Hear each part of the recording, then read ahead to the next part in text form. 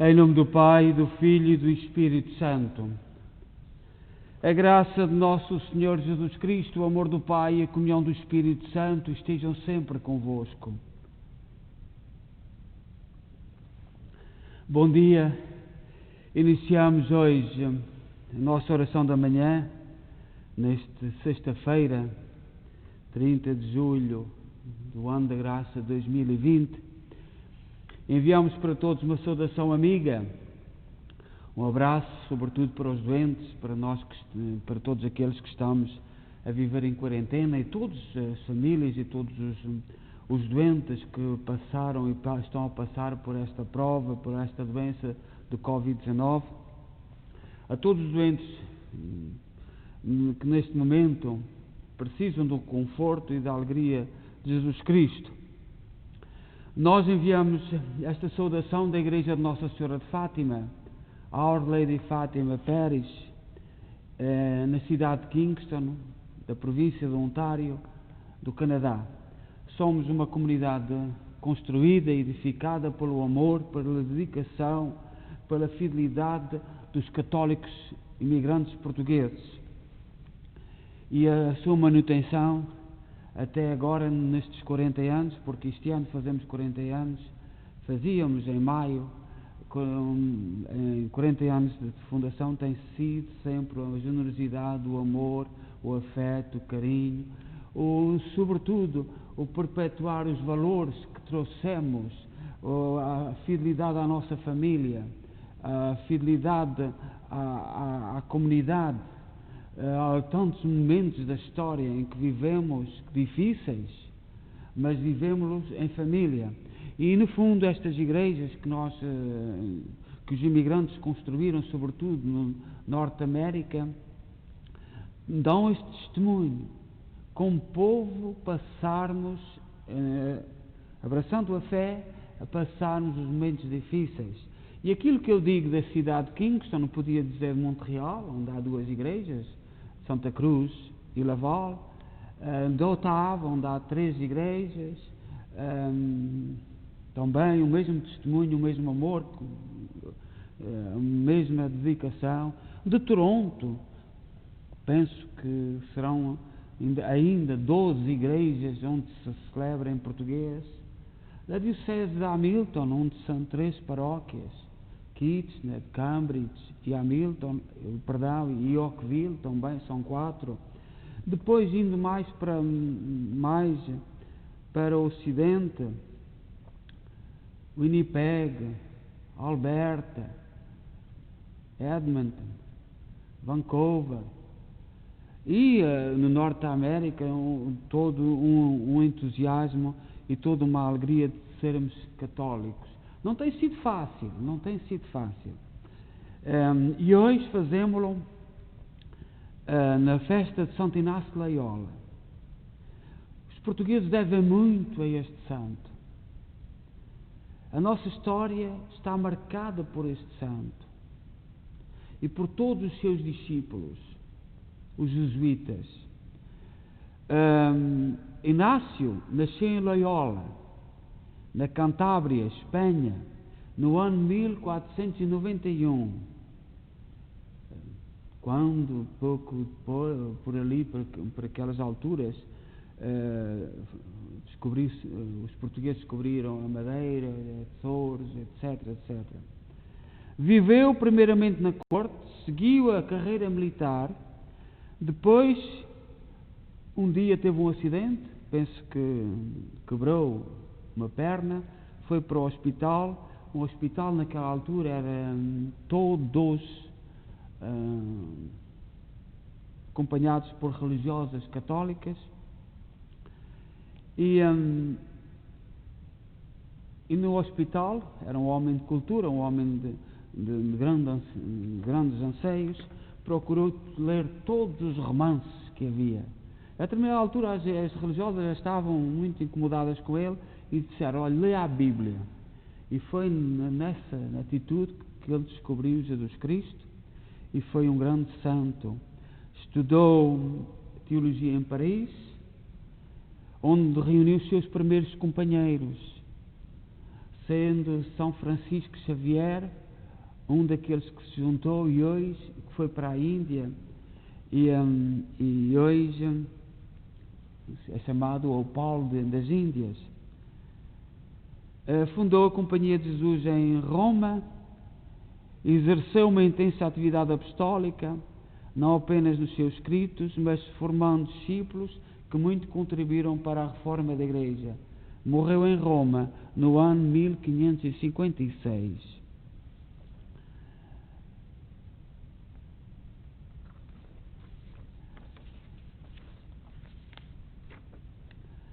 Nós temos hoje para contemplar e para meditar o Cântico de Isaías, número 45, e que fala um pouco do Espírito Santo Inácio. Todos os povos se converterão ao Senhor. E diz assim o Salmo: Senhor Deus de Israel, ó Salvador, Deus escondido, realmente sois Senhor. Todos aqueles que odeiam o vosso nome, como aqueles que fabricam os seus ídolos, serão cobertos de vergonha e confusão. Quem salvou Israel foi o Senhor, e é para sempre esta sua salvação. E não sereis envergonhados e humilhados, não o sereis eternamente pelos séculos. Assim fala o Senhor que fez os céus, o mesmo Deus que fez a terra e a fixou, e a criou, não para ser como um deserto, mas a formou para torná-la habitável. Somente eu sou o Senhor e não há outro. Não falei às escondidas em segredo, nem falei de nenhum lugar em meio das trevas, nem disse à descendência de Jacó: procurai-me e buscai-me inutilmente. Eu, porém, sou o Senhor, falo a verdade, e anuncio a justiça e o direito. Reuni-vos, vinde todos, achegai-vos, pequeno resto que foi salvo entre as nações. Como são loucos os que levam os seus ídolos e os adoram a uma estátua de madeira, a um Deus que é incapaz de os salvar. Apresentai as vossas provas e argumentos, deliberai e consultai-vos uns aos outros. Quem predisse estas coisas no passado? Quem revelou há tanto tempo tudo isso? Não fui eu, o Senhor Deus, e nenhum outro? Não existe outro Deus fora de mim. Sou o Deus justo e salvador e não há outro. Voltai-vos para mim e sereis salvos, homens todos dos confins de toda a terra, porque eu é que sou Deus e não há outro, e isso eu juro pelo meu nome, por mim mesmo. É verdade o que sai da minha boca, minha palavra é palavra irrevogável. Diante de mim se dobrará todo o joelho, e por meu nome hão de jurar todas as línguas. Só no Senhor está a justiça e a fortaleza. Ao Senhor hão de voltar envergonhados todos aqueles que o detestam e renegam, mas será vitoriosa no Senhor e gloriosa toda a raça de Israel. Glória ao Pai, ao Filho e ao Espírito Santo, como era no princípio, agora e sempre. Amém. Será vitoriosa no Senhor e gloriosa toda a raça de Israel.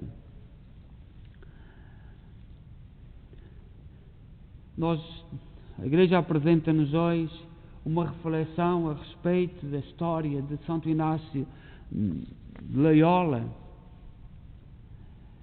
e que fala sobre a Igreja esposa de Cristo. Esta imagem da esposa de Cristo, a Igreja, que somos todos nós, é uma imagem muito feliz, muito importante para a Igreja. No casamento existe fidelidade, existe projeto em comum, existe sofrer em comum. E esta imagem da Igreja como esposa de Cristo, fundada por Cristo, é uma imagem tão bela, tão profunda, tendo comparação com as nossas famílias boas. aquelas famílias que projetam em comum, que sofrem em comum, alegram-se em comum, festejam em comum, têm o mesmo projeto. O projeto de um é o projeto de todos. Aquilo que um anseia, anseiam todos. E esta esposa de Cristo, fiel, amorosa, em quem o esposo confia, porque uma mãe fiel, uma esposa fiel, trata os filhos por igual e olha para os mais fracos e tem atenção por todos. O esposo pode ir trabalhar, pode ir fazer trazer o pão para casa, para a família, porque tem confiança. E o Senhor, o esposo da igreja, saiu, está no seu reino, foi para o seu reino, mas acompanha, tem confiança, e tem que ter confiança nesta esposa fiel que é a igreja, que no mundo perpetua, continua a lutar pelos princípios que o esposo Jesus Cristo continua a dar a graça para nós vivermos. Na família, mesmo pela a presença real, a presença física do esposo, não diminui a família, muito pelo contrário, a une, a torna amiga. E diz então esta catequese, das catequeses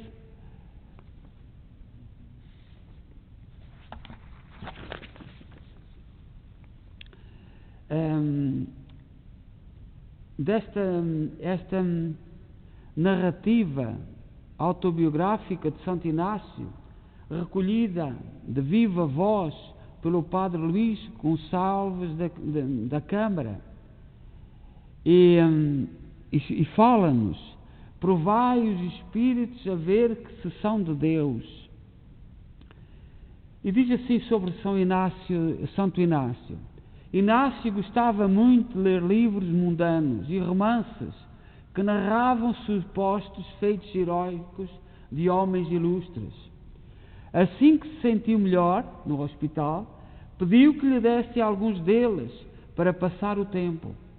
Mas não se tendo encontrado naquela casa nenhum livro deste género, deram-lhe um que tinha por título A Vida de Cristo e outro chamado Florilégio dos Santos, ambos escritos na língua pátria, em espanhol, porque ele estava em Paris e os irmãos não tinham muitos livros, muitas novelas, romances em espanhol. Com a leitura frequente desses livros, nasceu-lhe um certo gosto pelos factos que eles narravam. Mas quando chegava de lado essas leituras, entregava seu espírito às lembranças do que lera outrora. Por vezes ficava absorto nas coisas do mundo em que antes costumava pensar. Em meio de tudo isto, estava a divina providência, que através dessas novas leituras ia dissipando os outros pensamentos. Aí, assim, ao ler a vida de Cristo, Nosso Senhor e dos santos, punha-se a pensar e a dizer consigo próprio: e se eu fizesse o mesmo que fez São Francisco e o que fez São Domingos? E refletia longamente estas coisas em coisas como estas. Mas sobrevinham-lhe depois outros pensamentos vazios e mundanos, como acima se falou, que também se prolongavam por muito tempo. Permaneceu nesta alternância de pensamentos durante tempo bastante longo. Contudo, nestas considerações havia uma diferença. Quando se entretinha nos pensamentos mundanos, sentia imenso prazer. Mas ao deixá-los por cansaço, ficava triste e árdido do espírito. Ao contrário, quando pensava em seguir os rigores praticados pelos santos, não apenas se enchia de satisfação, enquanto os resolvia no pensamento, mas também ficava alegre depois de os deixar. Portanto, quando estava a ler os romances e aquelas coisas, estava animado, mas quando parava, ficava triste, aborrecido, cansado, E ao quando lia as coisas de Deus, quando parava, ficava alegre, bem disposto, e aí começava a pensar naqueles aspectos e prolongava-se a leitura.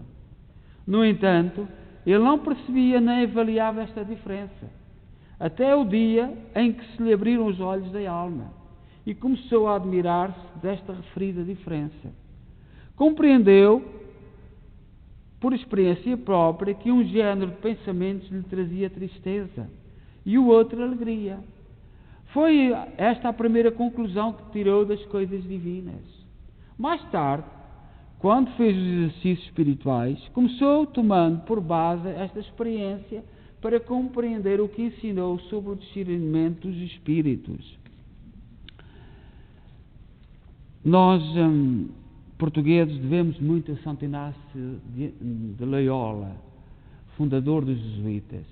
Ele assumiu as descobertas, enviou muitos discípulos, muitos padres e frades da ordem jesuíta, e fizeram uma ação muito grande, muito bela pelo mundo, desde o Brasil, passando por África, para a Índia. Hoje, a Índia cristã, ou melhor, o Oriente cristão, os padres jesuítas foram os primeiros a chegar ao Japão, foram os primeiros a chegar à China. Foi um padre jesuíta português, o primeiro europeu a subir o ponto mais alto do mundo, os Himalaias. Tiveram uma ação tremenda e nós devemos-lhe muito, muito, muito, muito, muito.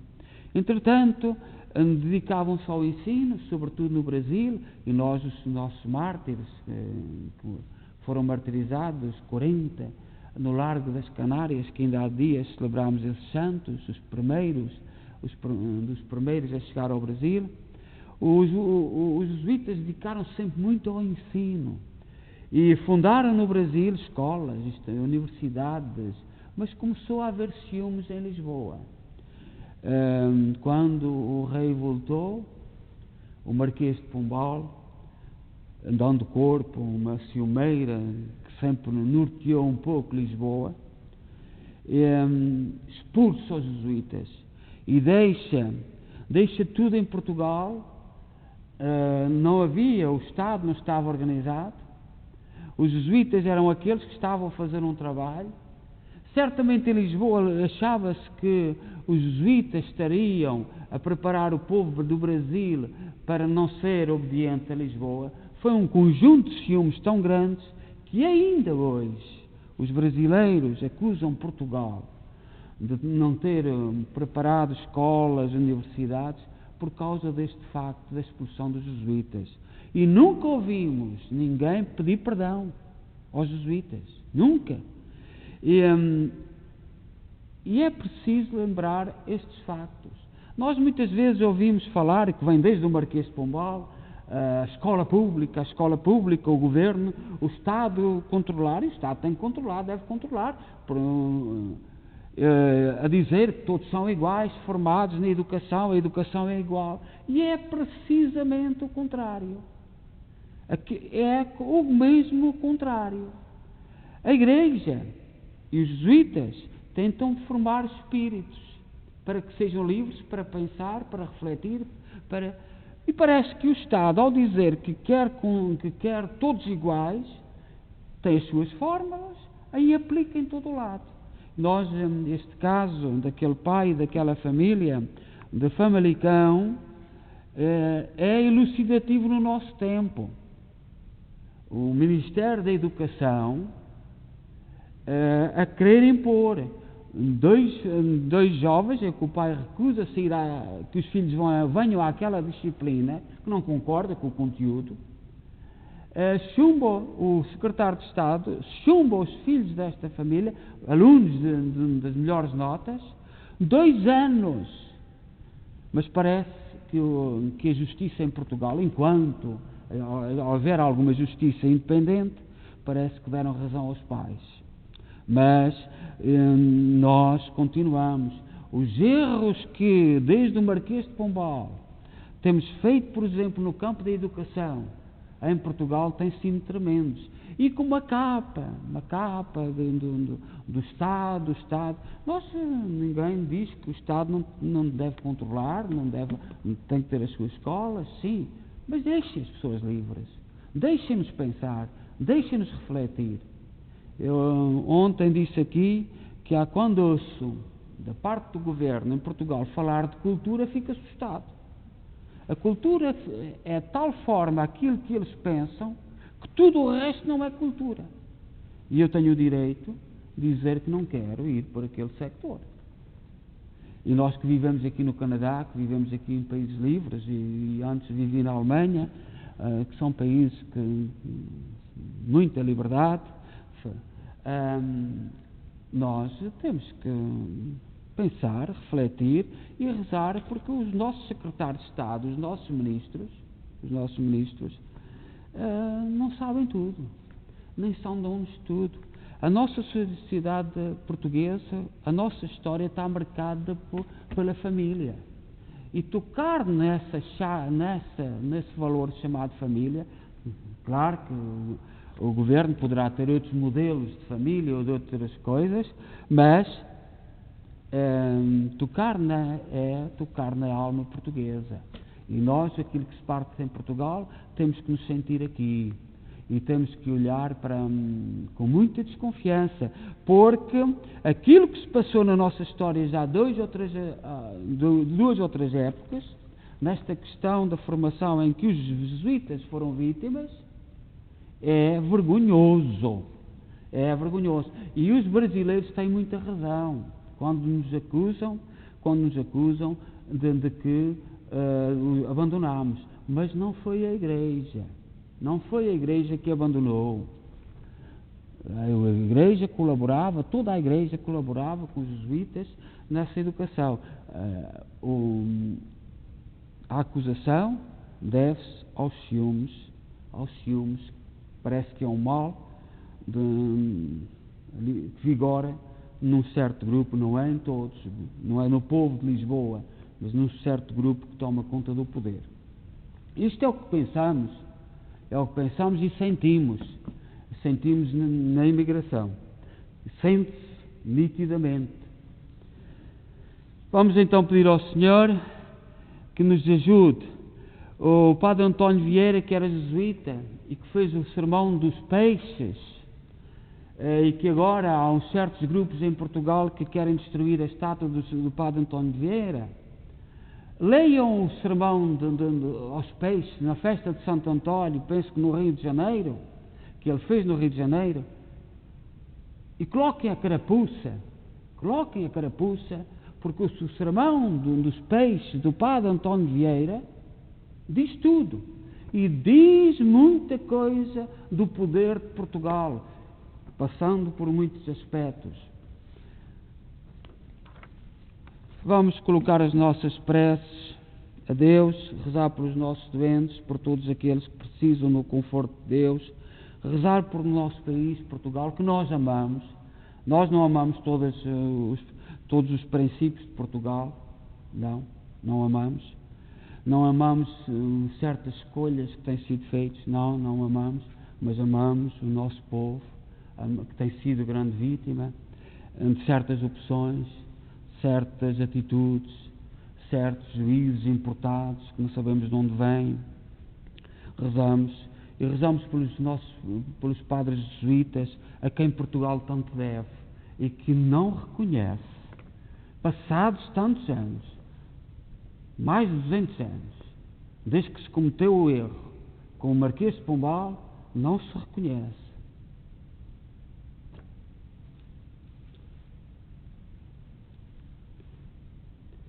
Pai nosso que estais nos céus, santificado seja o vosso nome.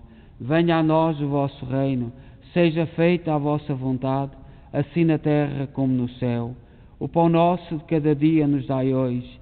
Perdoai-nos as nossas ofensas, assim como nós perdoamos a quem nos tem ofendido.